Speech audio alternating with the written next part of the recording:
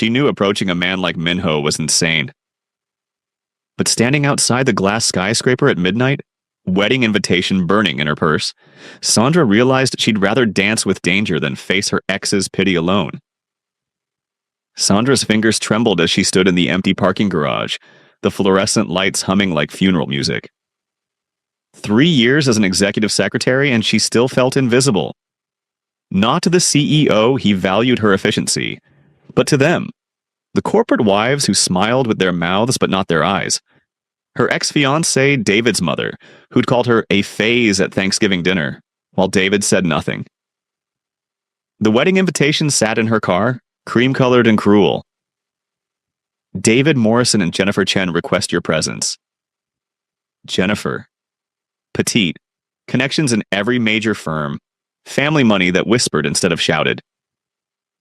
Everything Sandra wasn't. She'd cried for 3 days after David ended things. It's not about race, he'd lied. We just want different things. Translation, his family wanted different things. Someone who fit their country club pictures. Now, watching her reflection in a car window, natural hair she'd finally stopped straightening, curves she'd stopped apologizing for, Sandra made a decision born of rage and heartbreak. Across the city, Min-ho Kim sat in his penthouse office, Seoul's night skyline reflected in floor-to-ceiling windows. Blood still stained his knuckles from tonight's negotiation. In his world, loyalty was currency, and betrayal was death. His phone buzzed. Another business acquisition complete. Another competitor absorbed. At 34, he'd built an empire that terrified Seoul's underworld and infiltrated America's corporate elite. Everyone wanted his partnership. No one wanted his truth. The loneliness didn't used to bother him.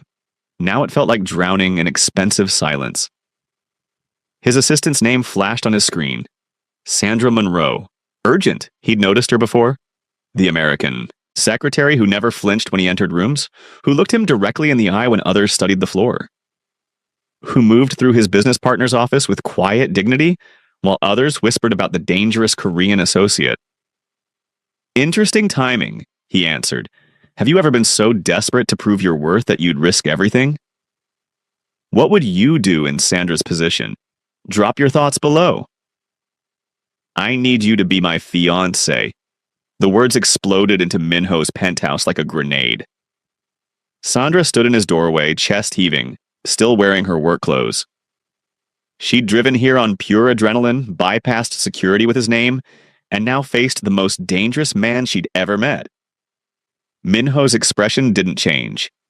He set down his whiskey glass with deliberate care. Repeat that. My ex is getting married in 6 weeks. I need a fiancé. Someone so impressive his family will choke on their judgment. Her voice cracked but held. I'll pay you. I don't know what you need, but I'm desperate. The silence stretched like razor wire. Minho studied her, really studied her. Most people couldn't hold his gaze for 5 seconds. Sandra's dark eyes blazed with humiliation and defiance, unshed tears making them shine. You know what I am, he said quietly. Not a question. I know you're connected to Mr. Park's other businesses. I know people are afraid of you. She stepped closer, reckless. I know you could destroy me with a phone call, but right now, Minho, I don't care. I'm already destroyed. Something shifted in his chest. He recognized that particular brand of desperation, the kind that came from being dismissed, from having your worth measured and found wanting. He'd felt it himself years ago before power became his armor. Why me? Because you're terrifying and untouchable. Because one look at you and David's family will realize I was never their charity case. I was the one who got away. Her voice dropped to a whisper. Because I have nothing left to lose. Minho stood towering over her. Sandra didn't retreat, didn't flinch. You have everything to lose, he said, but I'll do it anyway. Her knees nearly buckled. Why? His smile was dark velvet. Because I'm curious what happens when someone finally sees you.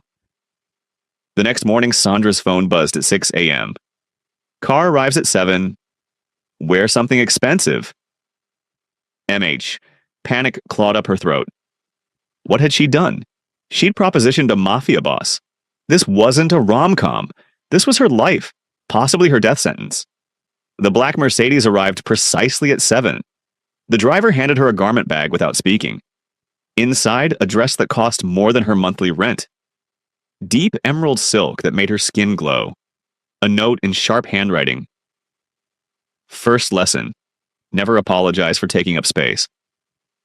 Minho's office occupied an entire floor of a building downtown. Not his legitimate front, his real headquarters. Sandra's heels clicked against marble as hard-eyed men watched her pass. She'd entered the wolf's den voluntarily. He sat behind a desk of dark wood, perfectly tailored in black. We have 6 weeks.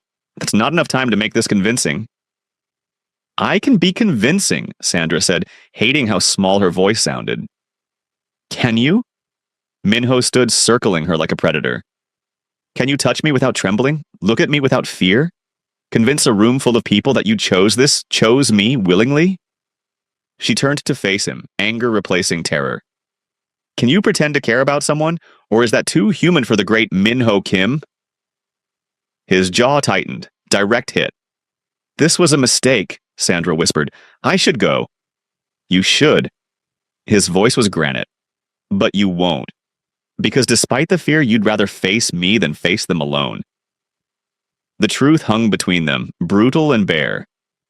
I hate that you're right, she breathed. I hate that I understand. He returned to his desk. We start tomorrow. My driver will collect you at 6 p.m. Don't be late. After she left, Minho poured another drink. His hands weren't quite steady. The restaurant was exclusive, the kind without signs where power brokers made deals over Wagyu and secrets. Minho had reserved the private room. First test, he said, pulling out Sandra's chair. My business associates, they need to believe you're mine. Mine. The word sent electricity down her spine. What do I need to know? Sandra asked, accepting the wine he poured. Don't lie, they'll smell it. His eyes held hers. But don't tell the whole truth either. Let them wonder. Mystery is power. 3 men entered, Korean, older, dangerous. They spoke rapidly, assessing Sandra with calculating eyes. She understood enough Korean to catch the word Hugin, black, the subtle dismissal in their tone. Minho's response was ice. He switched to English, his hand finding Sandra's. Gentlemen, my fiancée Sandra. Disrespect her again, and we're done. The room froze. Sandra's heart hammered. This wasn't part of the plan. He was actually defending her. The eldest man bowed slightly. Our apologies, Miss Monroe. We meant no offense. The dinner continued with new weight. Minho's thumb traced circles on her palm under the table. Protective, possessive, gentle. Sandra found herself leaning into him, the act becoming uncomfortably real. Later in his car, she confronted him. You didn't have to do that. Yes, I did. His voice was rough. No one disrespects what's mine. I'm not actually yours. For 6 weeks, you are. He turned to face her. Which means for 6 weeks, I protect you. That's the deal. That wasn't the deal. It is now. His eyes blazed. You asked for impressive. I don't do anything halfway, Sandra. If we're doing this, we do it right. The air between them crackled. Dangerous, electric, real. Okay, she whispered. Then teach me your world. His smile was pure danger. Lesson 1 starts now. When does pretending become real? At what point would you stop fighting the connection? Tell us below and subscribe because the secrets get darker from here. Minho's penthouse was a fortress of glass and steel. Sandra stood by the windows, soul glittering below like scattered diamonds. Why did you really say yes? She asked. They'd spent 2 weeks in forced proximity, dinners, events, his hand constantly at her back. The lines were blurring. Minho poured 2 glasses of soju. I was 17 when I first came to America. Scholarship student, broken English, wrong clothes. There was a girl, Emily. Blonde, perfect, everything I'd never have. Sandra's chest tightened. She knew this story. Her father called me the Korean boy. like I was a curiosity, a phase. His knuckles whitened around the glass. She married a banker. I built an empire to prove I was worth something. And now, Sandra whispered, now I know worth isn't measured by their approval. He looked at her. But knowing and believing are different things. Sandra moved closer. David's mother asked me once if I was articulate, like she expected me not to be, like my Ivy League degree meant nothing because of my skin. What did you say? Nothing. I smiled and proved I belonged. Her voice broke. I spent 3 years proving it was never enough. Minho's hand cupped her face, his touch impossibly gentle for such dangerous hands. You've spent your whole life making yourself smaller, palatable, safe. So have you, she countered. Different armor, same wound. Yes. His forehead touched hers.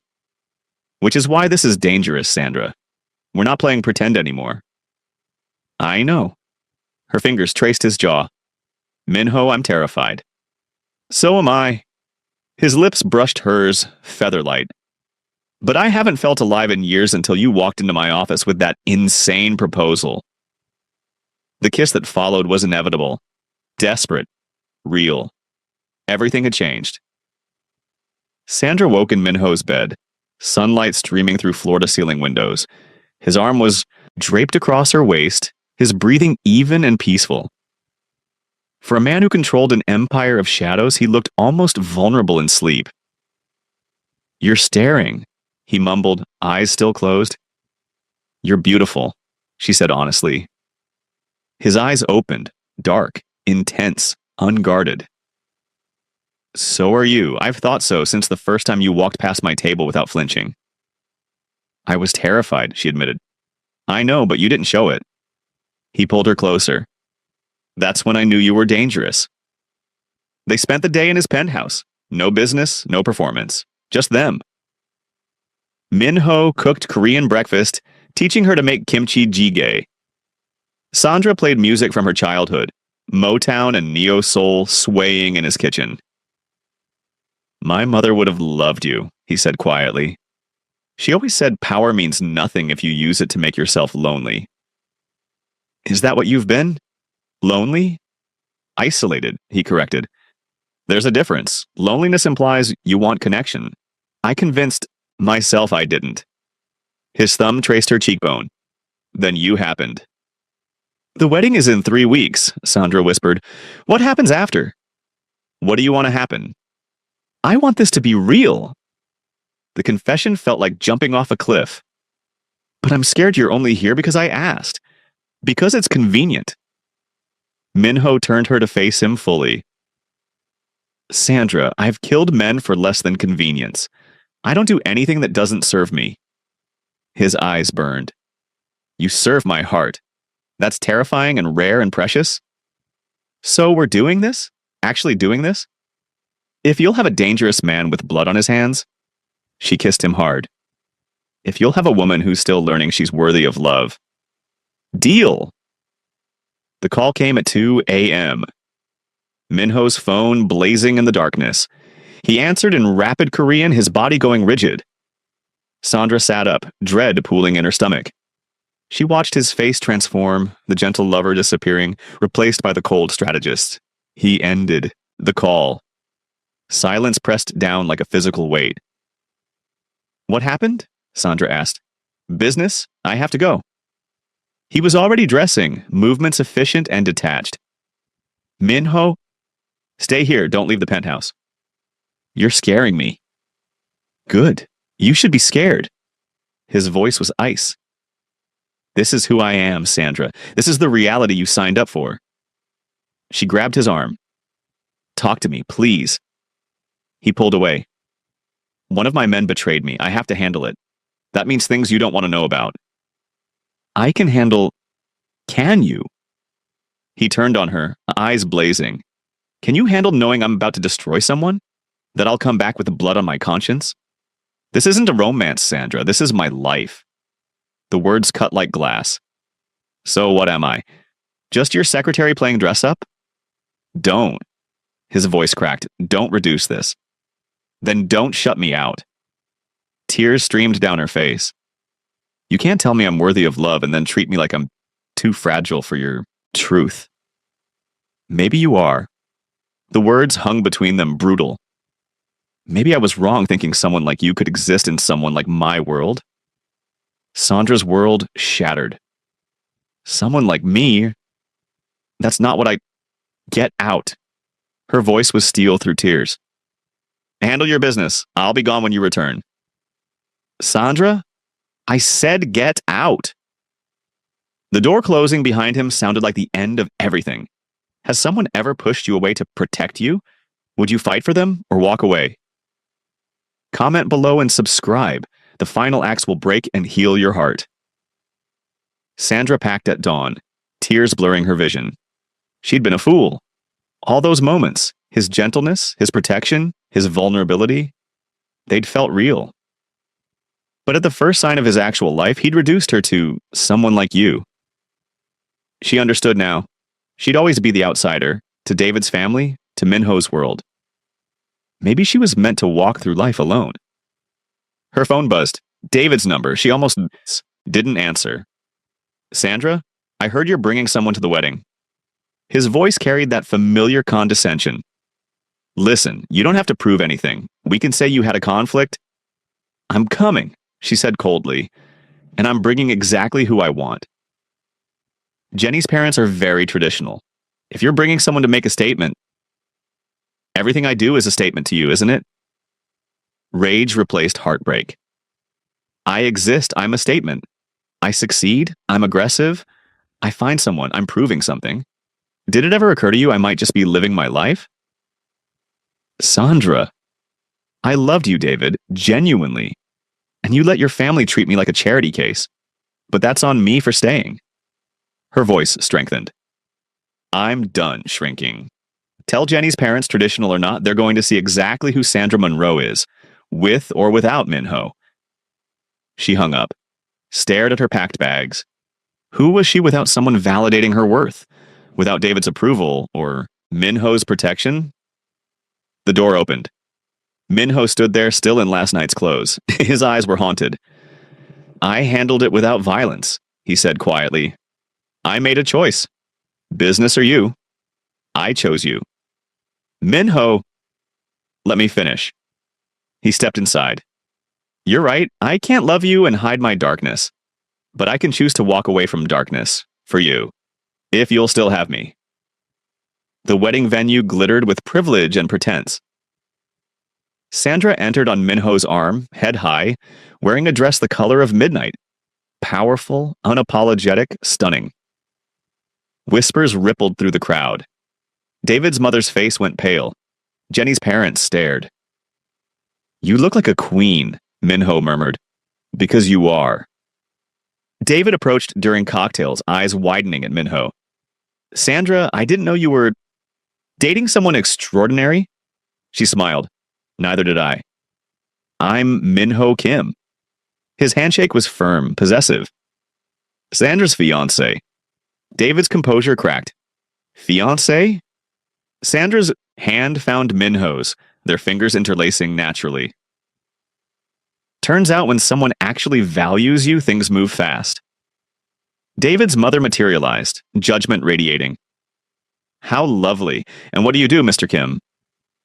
I built a telecommunications empire across Asia, Minho said smoothly.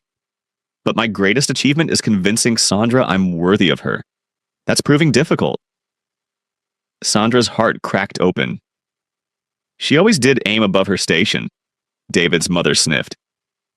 Minho's smile went dangerous. Careful. You're describing my future wife, and I'm very protective of what's mine. The power shift was seismic, visible, complete. Later, outside under string lights, Minho pulled Sandra close. I quit the shadows today, completely. Sold my underground operations. I'm going legitimate. Minho, you didn't have to... Yes, I did. You made me remember who I wanted to be before survival became cruelty. His forehead touched hers. I choose you, I choose light, I choose us. I choose us too, Sandra whispered. Not to prove anything to them, but because you make me feel seen. Always, he promised. Every beautiful, powerful, worthy part of you.